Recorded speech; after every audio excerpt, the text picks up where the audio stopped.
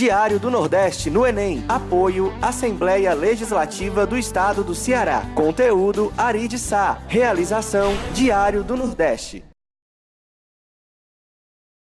Olá, amigos internautas. Hoje, o nosso fascículo do projeto Diário do Nordeste no Enem aborda, nas questões de linguagens, duas competências importantíssimas. A competência diária número 3, que envolve especificamente a linguagem corporal, e a competência diária número 4, que envolve a produção de obras de arte, objetos estéticos. É a competência que lida diretamente com arte.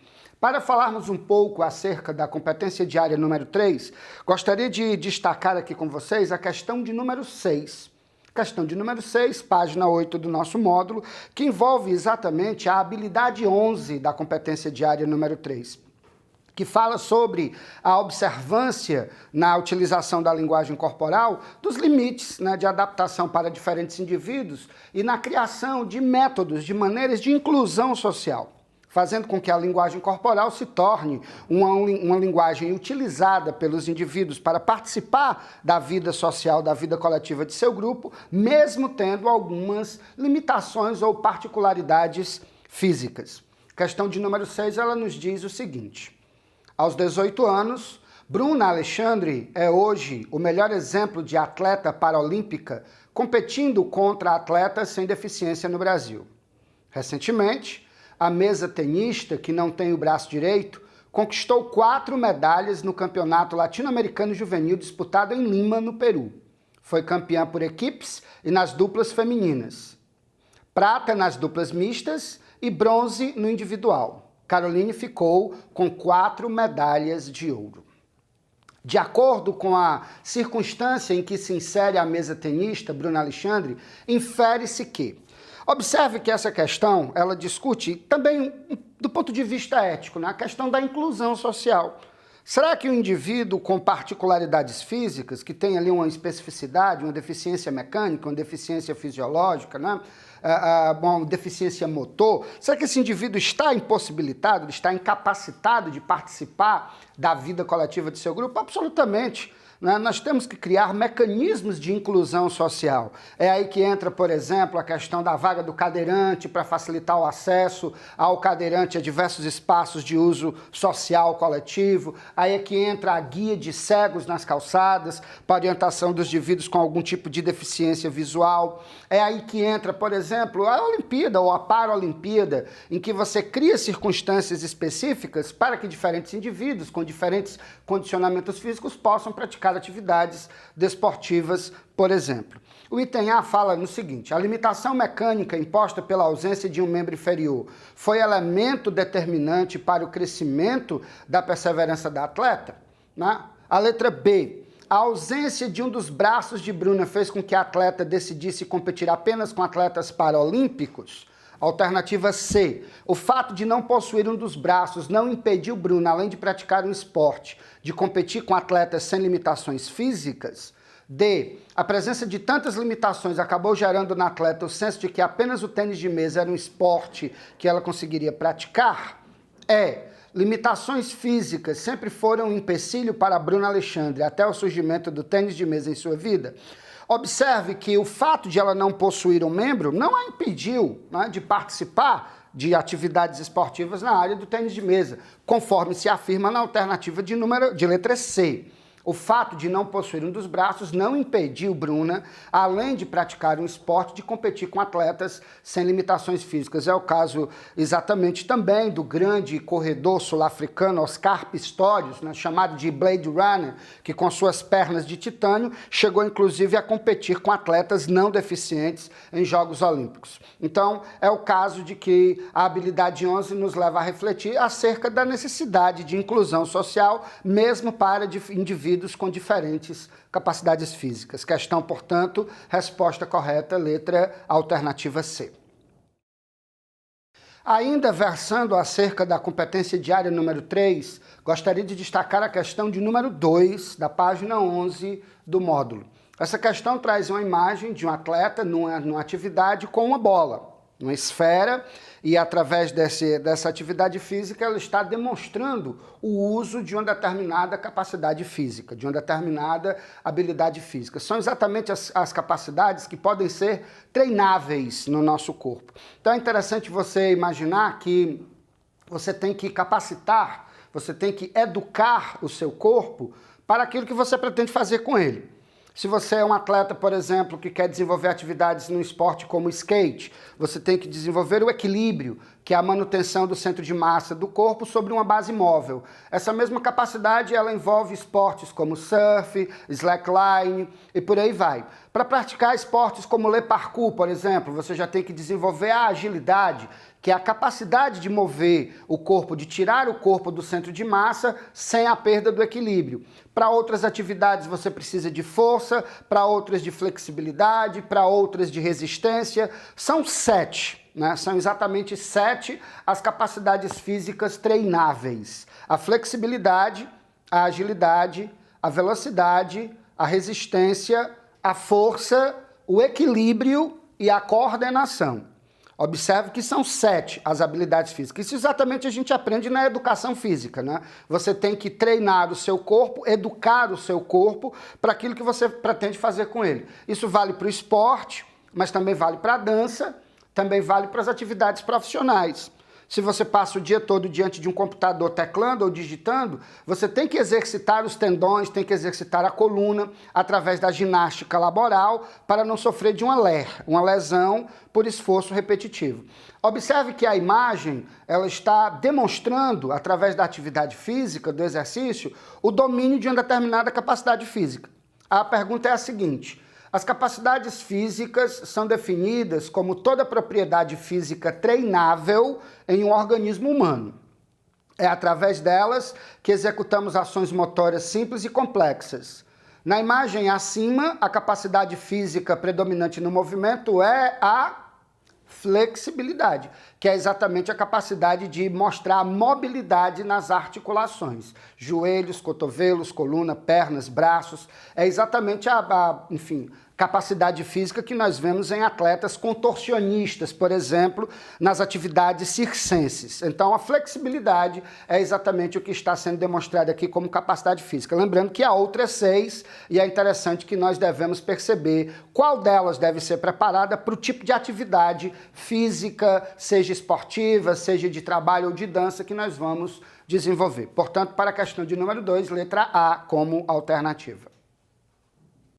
Muito bem, amigos webnautas, na sequência do trabalho, chegamos agora na questão de número 10. Essa questão envolve a competência diária número 4, a habilidade 13. Nós devemos perceber nos objetos estéticos diferentes culturas, padrões de beleza, preconceitos. Na arte, ela reflete um determinado momento, ela reflete uma determinada época e também traz ali padrões de beleza, princípios estéticos, preconceitos, conceitos dos muitos artistas. É interessante lembrarmos, caros webnautas, que para a prova do Exame Nacional do Ensino Médio, as correntes de vanguarda europeia são sempre um assunto de arte cobrado. Por quê? Porque elas são a base da compreensão da arte moderna, da arte a partir do século XX.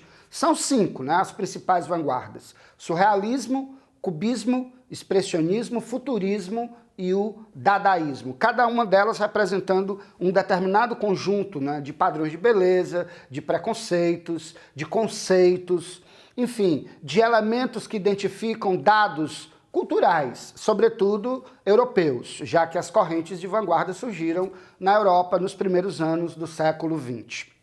Vamos observar aqui uma questão que envolve, por exemplo, o surrealismo. O surrealismo foi um movimento artístico e literário nascido em Paris na década de 20. Inserido no contexto das vanguardas que viriam a definir o modernismo no período entre as duas grandes guerras mundiais, reúne artistas anteriormente ligados ao dadaísmo, ganhando uma dimensão mundial. Fortemente influenciado pelas teorias psicanalíticas do psicólogo Sigmund Freud, o surrealismo enfatiza o papel do inconsciente na atividade criativa. Um dos seus objetivos foi produzir uma arte que, segundo o movimento, estava sendo destruída pelo racionalismo. O poeta e crítico André Breton era o principal líder e mentor deste movimento. porque é que é interessante nós observarmos no comando da questão, que há aqui um conceito, uma definição do que é o surrealismo como estética que propõe uma atitude antirracional ou antirracionalista, a partir da valorização do onírico, do sonho, né? Não adianta você querer me pedir qual é a interpretação de uma obra de Breton, de um quadro de Salvador Dalí. Por quê? Porque elas são produto do subconsciente e do inconsciente. Portanto, são visões muito pessoais, muito particulares, a partir de elementos de natureza interpretativa. Observe nos 5 itens, nas 5 alternativas apresentadas, qual delas se encaixa melhor no conceito apresentado no comando da questão. A letra A, inicialmente, traz um trecho da canção Flores Astrais, do grupo brasileiro Secos e Molhados. Um grito de estrelas vem do infinito e um bando de luz repete o grito. Todas as cores e outras mais procriam flores astrais e o verme passeia na lua cheia. Na alternativa B, de janeiro a janeiro, olhe bem no fundo dos meus olhos e sinta a emoção que nascerá quando você me olhar. O universo conspira a nosso favor, a consequência do destino é o amor, e para sempre vou te amar. Na letra C, não mais que 3 semanas, da Legião Urbana. Não mais que 3 semanas e sempre um sorriso, quando lembro foi ano passado. Tão correto e tão bonito, o tempo é realmente um dos deuses mais lindos.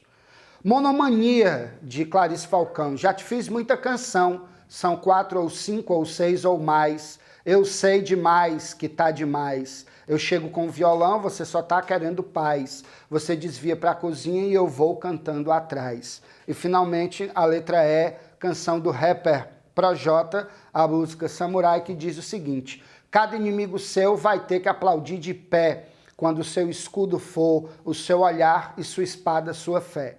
Quando a sua meta for felicidade, não vitória.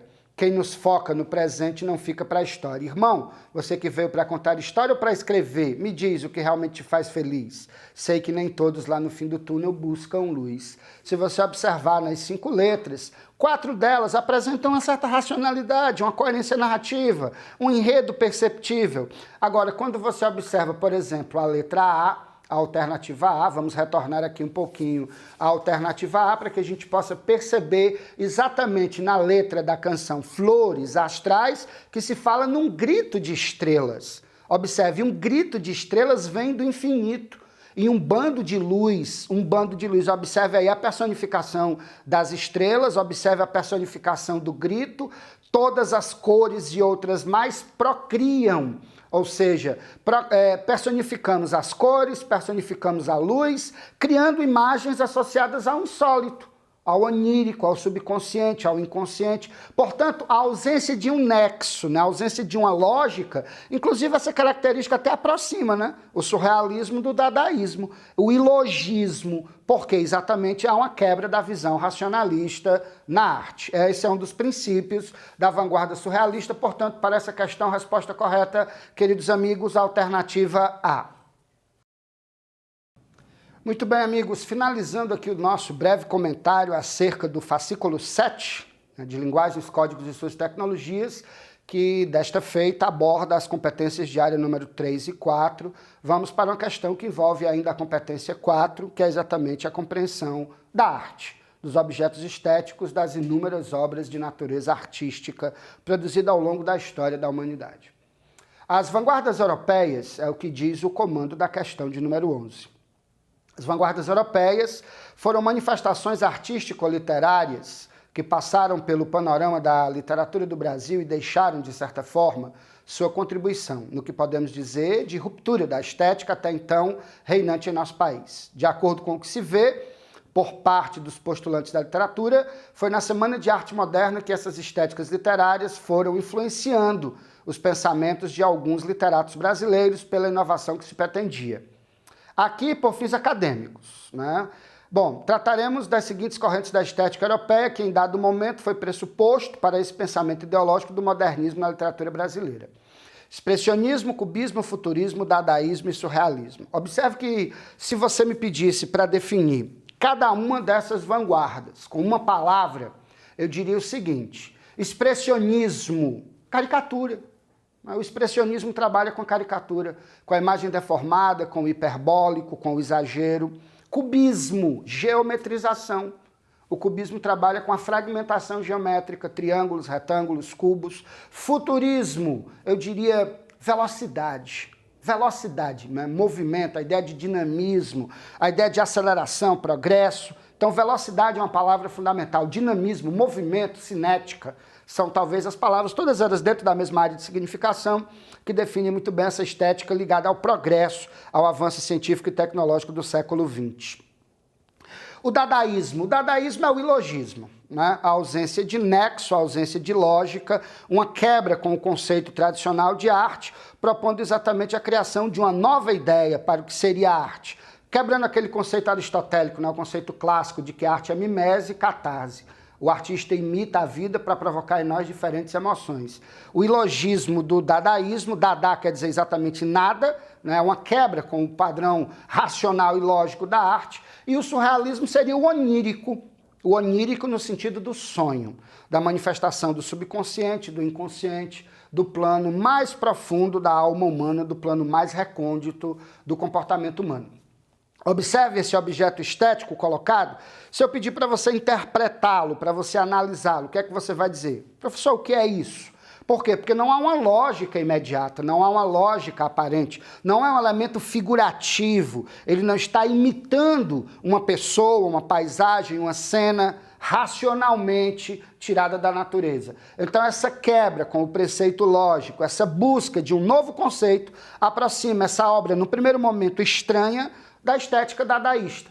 Portanto, para a questão, a resposta correta é a letra A.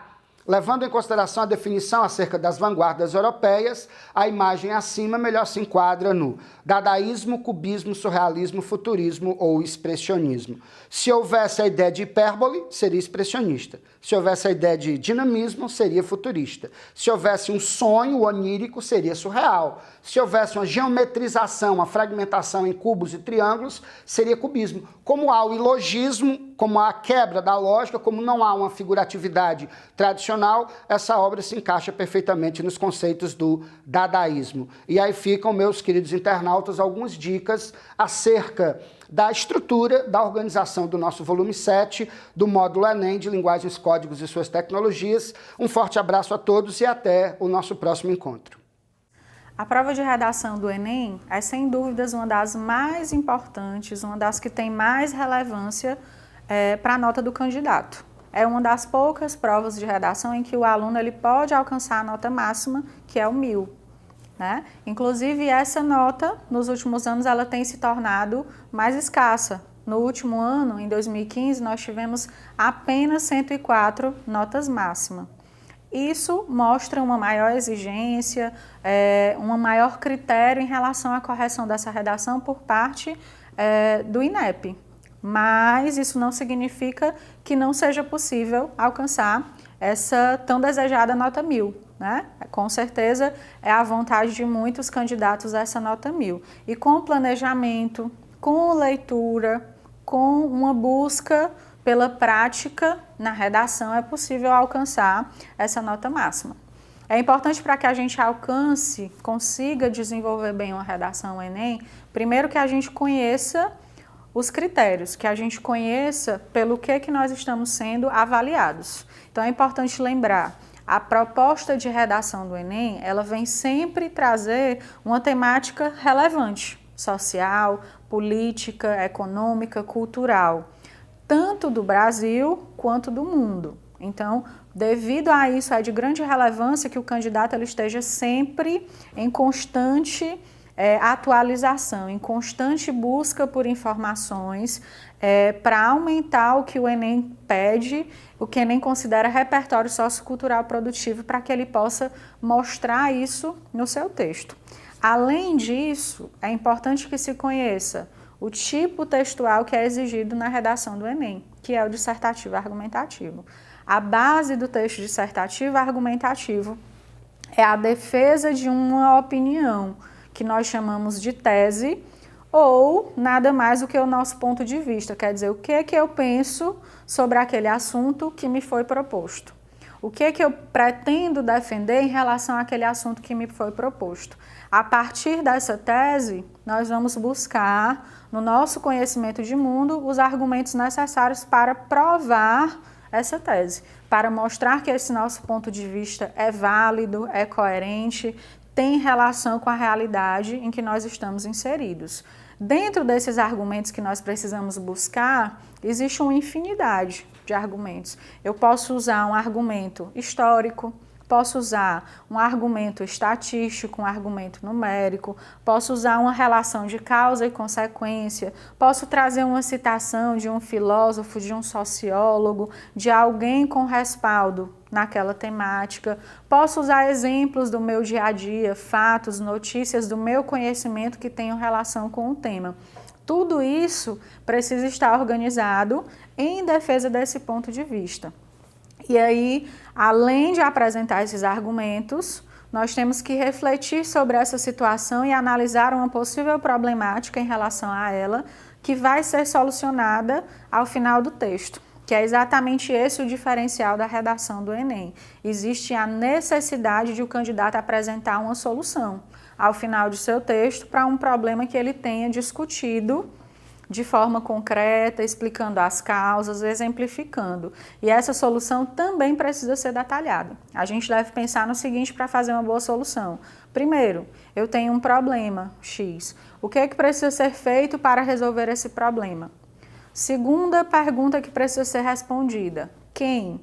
Quem pode me ajudar a resolver esses problemas? E aí nós temos que ter em mente o seguinte: o Enem trabalha com a ideia de cidadania ativa.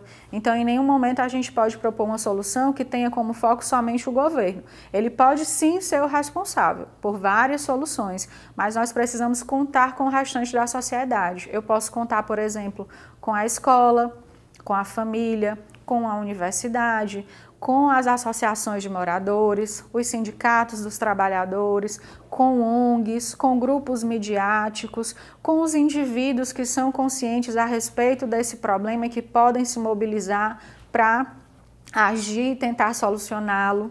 É importante pensar nesse corpo social que vai ajudar a resolver esse problema. E é preciso também uma última pergunta, e essa é talvez a das mais importantes, que é o como. É esse como fazer para resolver aquele problema, como agir para resolver aquele problema. Por exemplo, eu posso pensar na escola educando os jovens por meio de uma palestra. Eu posso pensar na família, dialogando com os jovens a fim de conscientizá-los sobre algo. Então é importante que esse como ele venha explícito nessa solução, a fim de que ela realmente fique detalhada. E um outro diferencial que a redação do Enem exige é o respeito aos direitos humanos. Então, ao longo do texto do aluno, ao longo dos seus argumentos, em nenhum momento ele pode trazer nenhuma ideia que demonstre preconceito, discriminação, ideias de violência, tortura contra determinados grupos, nada que fira os direitos humanos, porque se isso acontecer, o aluno tem a sua nota zerada. Então é importante se atentar a esses pontos para que a gente possa se adequar ao que realmente a redação do Enem exige de nós. É importante também lembrar sob que critérios nós vamos ser avaliados. Essa redação ela vai ser avaliada a partir de 5 competências e cada uma dessas 5 competências avalia uma habilidade do candidato. A competência 1, que vale 200 pontos, temos a prova que vale 1.000, dividida em 5 competências, cada uma delas vale no máximo 200 pontos. A competência 1 analisa escrita e gramática, especificamente, é a parte mais gramatical da correção do Enem. A competência 2 analisa, primeiro, o entendimento da proposta. Se o aluno entendeu o que a proposta exige.